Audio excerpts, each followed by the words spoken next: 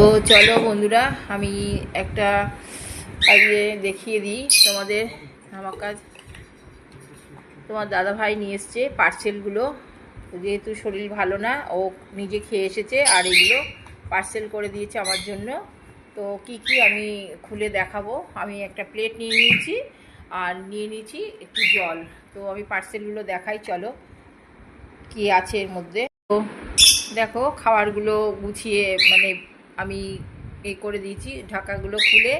তো যেটা নিচে দেখো, এটা হচ্ছে একটা পাতুরি আছে কলা পাতায় করে, আর এটা ইঁচড় চিংড়ি, এটা হচ্ছে ডাল মাছের মাথা দিয়ে, এটা হচ্ছে কাতলা মাছের কালিয়া, আর এখানে দই মিষ্টি, বেগুনি, আর হচ্ছে ভাত। চলো আমি এটাকে পরিবেশন করবো এবারে। তো চলো, আমি এটা করে দিয়েছি, প্লেটে গুছিয়ে নিয়েছি।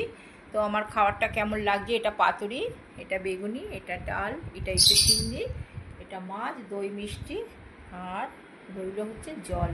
একটু লেবু হলে ভালো হতো। তো যাই হোক, কীরকম লাগলো বন্ধুরা বলবে।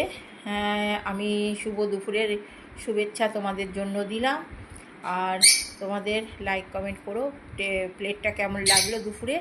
আমি দুপুর সবসময় এই জন্যে এরমভাবে যেন সবারই কাটে। Bye bye.